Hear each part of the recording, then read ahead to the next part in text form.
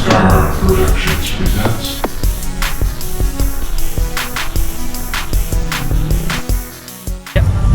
Alright, hey, we're here at E3. This is Aaron Wade, head of PR. Hi. Nice to meet you. Good to meet you as well. We collected some questions from the group here and from the internet, and we'd like to just go through them to talk to you about the future of Arcade1Up and what you guys are doing. Great, shoot away. Okay, so first thing, you said you've been kind of involved off and on since 2017, right? Yeah, so I started with Arcade1Up way back in the day during Dallas Toy Fair during October 2017. Okay, great. Yeah. So the three new big product announcements are Teenage Mutant Ninja Turtles, the Marvel superheroes, and then Star Wars, right? Yeah, 100%. Okay. Do you have any information about release dates, prices, and what we're looking at with those? So, Teenage Mutant Ninja Turtles will be available for $349, and it's a little bit higher than most of our other titles, but that's because it's our first 4-player game. We're very, very excited to share that with the community. Right. As you know, there was a lot of demand for that one. Yeah. Marvel Superheroes is going to be $299, and Star Wars we're not really sure yet. So we're going to be releasing that in a little bit. Pre-order announcements are going to be coming sometime in the near future, and we're very excited to let people know. Is that going to be through Walmart and everything else like the others have been? Or Yes, so we're going to be doing a some sort of mass retail launch with all three of them. Okay. Ninja Turtles and Marvel Superheroes will definitely be at Walmart. Star Wars, we're still working on where exactly it's going to land. Okay. Does Marvel have a price point? Oh, sorry, $299. Okay, for that one. And you said the dates on both of those again? So they're all going to be this fall at some point. This fall, okay. Yeah. Okay. Now we expect more announcements in the fall for Christmas time, or we're not sure yet? Oh, that's a good question. There's lots in the work. Things that might make their way out to the market are still TBD. Okay. However, we are also going to be releasing our cocktail tables for the fall. So that's great. Yeah, we have Street Fighter and Pac-Man. Yeah. So they're actually done by brand. So we have a Namco table which comes with 8 different Namco titles. So 6 of them are Pac-Man, and then it comes with Galaga and Dig Dug, thank you. And then we also have the Capcom table, which comes with Street Fighter 1, 5 different versions of Street Fighter 2, and then a mix of other Capcom titles, including Darkstalkers. That's fall as well. That's fall as well. And the price point? That's going to be $499. $499. Yeah. Risers or no? For the cocktail tables? Yeah. No, actually, a really great thing about these cocktail tables is that they are the closest we've ever been to an actual size of the real arcade thing. Yeah, right. When I say that, I mean we are within like inches on every angle of it being like the original size. Right. And we're still down at that great price point. They're still super light, so there's something that you can lift by yourself. Probably want to have a buddy help you still, but sure.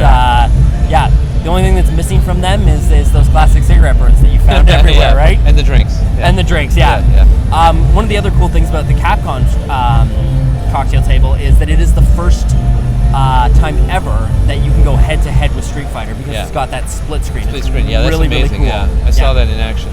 Yeah. Now the Namco won't have any of that probably. No, that's because we're those types of games aren't like that. Yeah. Because we're trying to replicate that arcade experience so closely, basically it still does the switch screen between the two versions. Okay. All right. Very cool.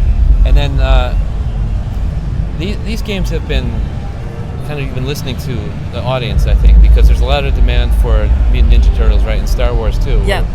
So do you base a lot of your direction on that, or how are you collecting intel for what you want to produce? It's a little bit of a number of different ways. So back in, I want to say last summer, we did a poll on our website, and Mortal Kombat was a big standout, Ninja Turtles was a big standout, Marvel Superheroes was a big standout. So a lot of people requested that, and we definitely wanted to respond to it. We do monitor all the communities, we do monitor our Facebook page, Twitter, Instagram, everything for what people are telling us. Yeah. And then when we approach the licensors, we say, hey, these are the games the community wants, and if the licenses are available, if it's something that we can do collaboratively, then it is something that we do. We have amazing partners, and they really want to see some of these games come back and be out there again. Right. Yeah, because you seem to be gaining momentum here, I'd say, from when you started to today. So judging from last E3 where we were in a room kind of in the basement with most of it covered with very few titles out there, to what we are now with a major booth with, probably 10 or 15 titles out on the floor and a 16-foot arcade cabinet, like it's definitely an entirely different world. Right. would you say that Mortal Kombat really kind of pushed you into that a little bit? Because that was such a popular... It's, you know what, that one so far has been our best title that's come out. The response has been the strongest to it. But I think that we really started to pick up that momentum last fall. Okay. Like when we brought out those first cabinets, I people think, saw that and the excitement started building. Yeah, exactly. And it's been kind of building. Since we made our first official press announcement at Toy Fair, it's been kind of a consistent bump at every show that we do, or every time that we come out and launch a new title. Right. And then you got that award for Toy of the Year as well. We did. That didn't hurt either, right? That did not hurt. No. That was a very exciting day. I was at Toy Fair when that happened, and I ran over to the booth to congratulate Scott and John and all that, and the whole team. Like, it's an incredible honor to be given something like that. Good. The new machines, do they have lighted marquees, or is there a plan for that? Or? Some of them do. So Golden Tee does. Star Wars will. Okay. Mortal Kombat and Ninja Turtles don't. Okay. And that's essentially a price point thing. Is we want to make sure that most of our titles are affordable for people. We're still aiming to keep everything under that $500 price point. So if people, though, I'm sure there's a lot of people who would want that. Have you ever considered doing an add-on kit or anything like that after the fact? See, this is something that we hear, and this is definitely a question that the community asks a lot, and we're definitely listening to. So we're always open to those ideas, and we're consistently trying to make things like that work. Okay, so you're still considering that potential, but nothing to talk about yet. Nothing to talk about yet. Okay, I got you. The Wallcades, I saw them at CES. Is that out in stores now? Or it is not out in stores yet. Okay. We don't have any firm plans to bring them out to market yet, but we are really considering getting them out there in hopefully 2019 or early 2020. Okay, so that's just kind of pushed out a little. Yeah. Okay. The Stools, I saw those first time in CES again. Yep. Really nice, high quality, beautiful looking. Yeah. Beautiful, yeah. Where are we with that? Those are going to be out this fall. Okay. So the models that you see here and the models that you saw in CES are actually not the finals. Okay. So what we're bringing out is, instead of having two different stools for the two different configurations of the cabinets, so either on the floor or on the riser, we're bringing out one adjustable stool that basically will go between the two sizes. Okay, that's new. Yeah. So you'll either have the one that you can sit down and play at, or more of a bar stool type thing. And we're going to have both generic Arcade1Up ones as well as licensed. And I don't know if they've shared the community or the community's seen them yet, but the licensed ones look fantastic. Yeah, they did. Yeah, I took tons of pictures to see the artwork is just the artwork amazing. Is phenomenal. The Marvel superheroes ones with Thanos, like that, it's just a beautiful stool. Yeah, I'm excited. And what was the price on those, did we say? It's going to range from 40 to 80. Okay. Yeah, depending on what it is and what the license is and what the stool is. Is that the same stores? Walmart, Best Buy, that kind of thing? Yeah. Okay. They'll be tricking their ways out to all major retailers. Okay. Are you ever going to sell this stuff directly from your website? That is something that we are very, very seriously considering. Okay. There are no firm plans yet. Right now we are selling add-ons covers and things like that, and new buttons, new joysticks, all of that. So it's likely a matter of time before we do start putting that kind of accessories on our website, but nothing solid to announce. Right. On the newer machines, has there been improvements in the quality of the joysticks and all sorts of things? 100%. We are so proud of this. So Mortal Kombat was really the first cabinet that we brought out that had the improved joystick, and so not only is that like a half joystick or something different? HAPP, are you familiar with that? Arcade? No, unfortunately not. Okay. That. It is an improved joystick, though. We did switch from the ball top to the bat style for the fighting games. Right. The buttons are more responsive. They also have a little bit more spring to them, so we're getting closer to that more arcade feel, right? So we want to make sure that, especially with the fighting games where we know the cabinets are going to be beat up, hammered on, that they're going to withstand that play. Right. And is that something that's going to continue as you go, or is it like we're happy where we are now, or we're going to keep looking for improvements? If there are improvements to be made, we count on you guys to tell us, and that's what we're going to do. Okay. Yeah. So what is the best way for people to communicate with you, to tell you, to give you suggestions? And is it just through the website and the Facebook and all that? Website, Facebook, Instagram, Twitter. Okay. However you want to touch base with us, we have lots of community managers that are out there, lots of people that are listening. I think that that like Scott personally, our CEO, goes on and checks that Facebook group every day. Right. So just keep telling us keep giving us the feedback the way you are, and we're happy to receive it. Great. The customizers, is that something that's been pushed out? You used to have at CES, you had Mortal Kombat risers, kind of matching machines. those going to be? Yes, those are coming this fall as well. So Okay. all of our cabinets that are going to be out on the market will have a matching riser to go with them. Oh, so automatically, okay. yeah, one of the really great ones. If you look at the Marvel machine, it's got a blue border to the actual cabinet. That blue border actually goes right down to the riser. It's got nice. this great comic finish to it. It's amazing. Turtles, they've taken part of the actual side of the cabinet, printed that on there, and it's the same green and yellow that's on the sides. Yeah, that's cool. So is that the trend going forward? All the machines will have both the riser with it, or it's still separate purchase you can get? You will still be able to do both. So you'll be able to purchase with the riser, without the riser. You'll be able to add that on later if you decide to. And there'll also still be the generic stuff. Like I said, same with the Stools. There'll be the generic Arcade1Up. We're going to keep that because, we want to make sure things are affordable for our customers. Yeah, right. Is that in the fall then, these customized ones? Or yes, they're going to be making their way out throughout the fall. All right. Countercades. Yes. There's some just released recently, yes, is that right? That's true. Okay. So there are some that are going to be hitting stores like Best Buy in the next couple of weeks. Okay. 4 of them are coming out, and then there's 2 that are going to be launching this fall. Okay. And they're going to be retailing at $199. $199. Yeah. Okay. Good. Very good.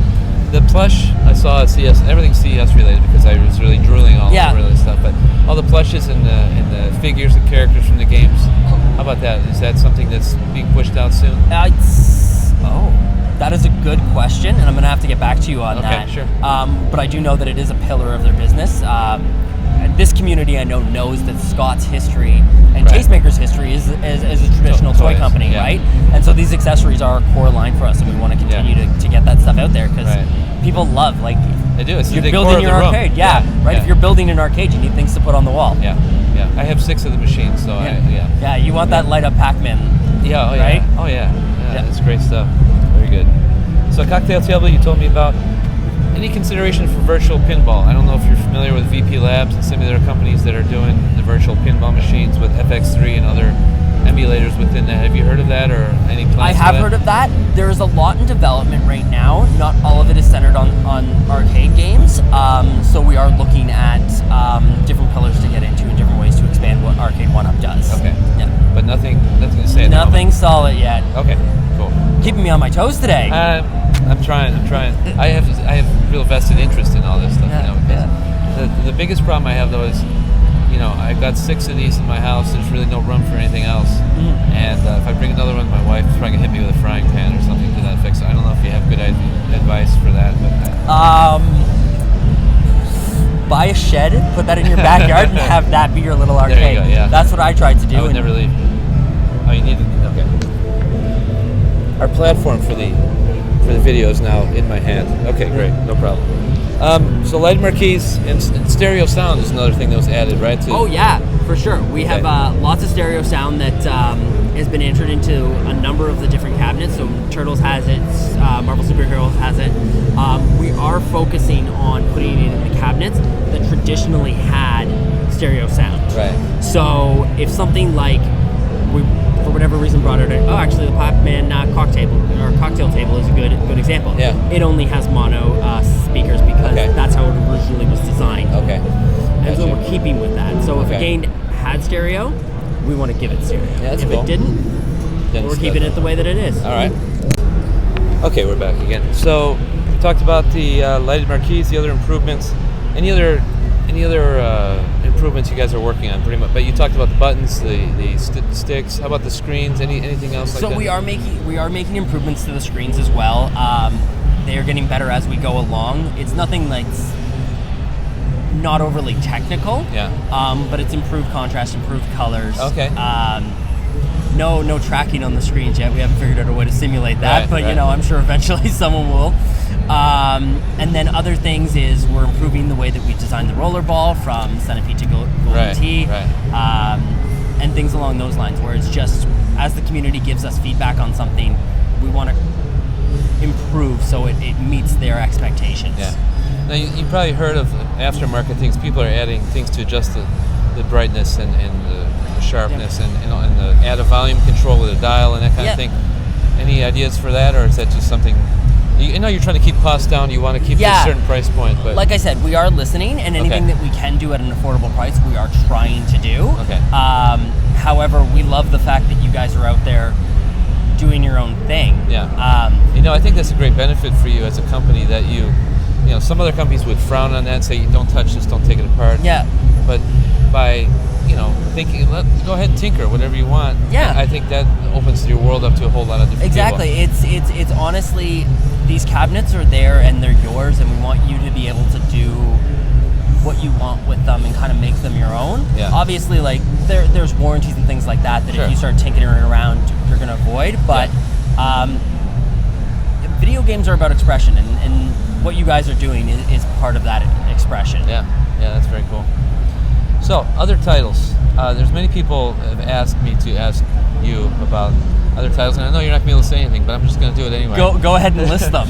So, I'm talking about Miss Pac-Man, Donkey Kong, NBA Jam, Beavis and Butthead, Simpsons, Ghostbusters, Double Dragon, and Dragon's Lair. So, what I can say is that we have a huge amount of licensing partners. All of our licensing partners are very happy with us. No one has turned around and been like, we don't want to continue with you. Right. All of them want to do more. Okay. And we are talking about anything and everything that's under the sun. And like I said earlier, we listen to the community. So if you guys keep asking the questions for certain things, we're gonna keep pushing to get those. Okay. All right. So, any bigger cabinets? Are you going to keep the 3/4 scale, or what about full size? We are looking at a number of different formats moving forward. Okay. Once again, the whole purpose behind Arcade1Up was to address those three initial issues with people owning their own arcade cabinet, which was size, cost, and weight. Right. So that 3/4 scale does address all those three issues. But if there's demand for something, we're a company that listens. So please keep asking. Yeah, sure. And we did build a 16-foot one for everyone here. Yeah, that's quite fun. Yeah. We did go really big. I would never get that in my house. I know that. I'm in big trouble. That's a backyard. You can use that for the backyard. shed. There you go. Yeah, you can live in there, actually. That's probably what I'd be doing. I saw the little door in the back. That's my Airbnb for the weekend. Yeah. People have been talking about needing parts. I know that online you can order replacement parts, but it seems like there's a huge, huge backlog for getting these parts. People waiting months even for screens or for joysticks, buttons, and that. Are you aware of any of those issues, or what's being done with that? We are a new company, and every time we add something, there is a learning curve associated with it, and as time goes on, things like that will get better. I haven't heard that it's been months, but if that's something that is happening, I encourage people to reach out to us either through our customer service line, the email submission on our website, or even directly messaging on us, Facebook, Instagram, Twitter, wherever, right? Just get a hold of us and let us know that you're having a problem, and we're more than happy to address it. Okay. We want to address it for you. Yeah, right. Okay, cool. Let's see here.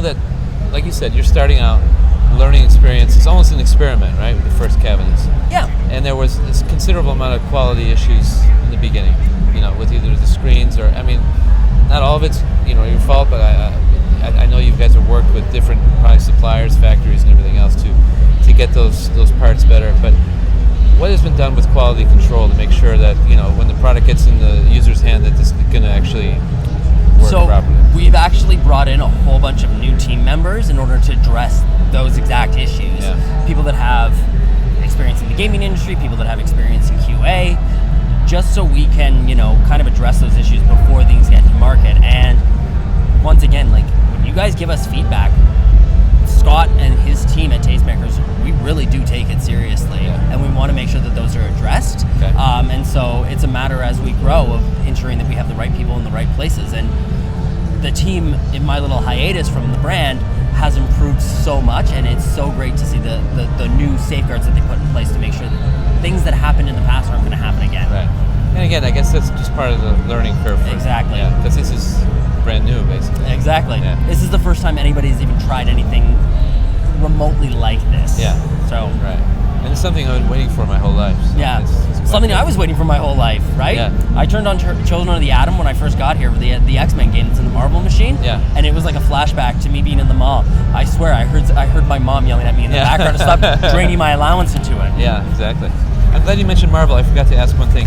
On the Marvel machine, someone was asking why the Marvel versus Capcom was not included on that. Is that a licensing issue? Is that something that may be included in the Capcom? That may be something that's coming later. It may be something that we're working on. Yeah. but that one is a strict Marvel machine. The games that we have in there are Marvel Superheroes, X-Men Children of the Atom, and then the Punisher, right? So they're straight Marvel titles. That makes sense. Yes, they're all through Capcom, but they're all Marvel. Okay, gotcha. Any comment about the separation from Chizcomm, or is that something we just... As businesses grow, business partners change. The work that Harold, his team did, David McIntosh, Cassandra O'Brien, David Pettigrew, I'm probably missing 1,000 of them. Yeah. They were great people and they did a great job and they really shepherded the brand through its launch. I'm very happy as someone that worked with that team to see how successful they were throughout 2018 and into the beginning of 2019. Yeah. Totally was a big deal and they really helped us get there. And so, it's the matter of business at this point. Yeah, okay. That's cool. So, the games in the so-called first wave, Asteroid, Centipede, how long are those going to continue to be produced? Is that something that you're just going to go out of your inventory and stop and keep moving with new titles, or what is the idea? That is a great question, and I love that you answered that, or asked that. The truth is that as those titles work their way through retail, we are going to be retiring them into the vaults. Okay. Now, that's not saying that we're never going to bring them out again. Yeah. We could pull Disney in every 7 years, release an Asteroid cabinet or something like that, right? But really, as we get through that, we want to make room for new titles and new stock because there's, like you said, there's demand for other titles. There is, yeah. And there's only so much retail space that we can get. Right, Walmart can't have 50 different games there. Yeah, well, Walmart can't completely, change their electronics section to just us. Right. As much as we'd like them to. Yeah. That'd be right. Okay, so that is the plan. As years go by, probably the older titles will just slowly... Yeah, exactly. And older for us. That doesn't mean that we're not going to bring out anything else from the 70s or anything else from the 80s. Yeah, just older as far as the succession of how they're released. Exactly, right? Yeah. But you have some titles called limited release, like Mortal Kombat, I believe, is called Space Invaders. Space Invaders is a limited release, and so what does that mean exactly? I mean, just the number you create is smaller? Exactly. The number that we created was not necessarily smaller, but it was more in line with a limited release. The reason why that one was limited is because it's 40 edition, or 40-year edition. 40-year edition, or 40-year anniversary edition of Space Invaders. Right. Yeah. Okay. Any other titles with that title of limited edition? I believe Star Wars is going to be considered to be a limited edition one as well. Okay. And how is the science behind getting that controller right? Has there been a lot of research and a lot of work to? Because that's very different from everything else you're doing. It is very different, and it did take a lot of research, a lot of work, a lot of trial and error. Yeah. And we're very proud of how it works and what it's doing. I know that it's not playable here. Yeah. But you guys are going to be overjoyed when it hits the market. Okay, great. One concern about that is, you have both hands on that unit, right? And, maybe tugging on it. These aren't the heaviest machines. Any consideration for how that's going to be during gameplay if things get really intense, you get crazy? Because with one stick, whatever, I get it, but both hands, you have your whole weight to pull the machine around. You know what? That is a great comment, and that's something I'm going to go talk to the manufacturing guys about because they need to consider that. So maybe it's a wall mount, maybe it's or just a little weight on the bottom, weighted riser or something along those lines. But it's glad that you asked that before this hit market because that's the type of stuff that we want to hear. Okay, very good. All right, let's see what else we got here. So, any comment? I think we already discussed this, but lessons learned, so far within the last year. I guess just you're learning as you go, right? Yes. What the community wants, how to make a better product, and how to be successful, I guess. Yeah. So that was really the biggest lesson that we learned last year was that our community is going to give us more feedback than we can ever kind of process, and we want to process it as much as possible. And we need to be good listeners because you guys know these products, you're passionate about these games, and there are little things that, as much as we're the biggest fanboys out there, we're gonna miss, and you guys are gonna catch that for us, and we want you guys to catch that for us. Yeah, for sure. All right. Any other message for the community that you'd like to personally put out there? Keep checking out Arcade1Up.com for new news. We're going to be releasing it all year. Like I said, there's going to be pre-sale dates coming soon. All right, and that's pre-sale through Walmart or not through your website yet, but it's probably. You know what? That's going to be announced soon. Okay. All right. And can you say, maybe not definitively, but at the end of the year, would there be at least one more title you think, or? There's a plan at least. There is a plan, Okay. and there is a couple of other titles I can confirm that will likely be announced this year. Okay. Yeah. Would that be for the end of the year delivery, or we don't know yet? They will, if they're going to be released this year, they'll be released before the end of the year. Very good answer. I like that. All right. Thanks very much. No, thank you Appreciate so it. much, David. Star Productions presents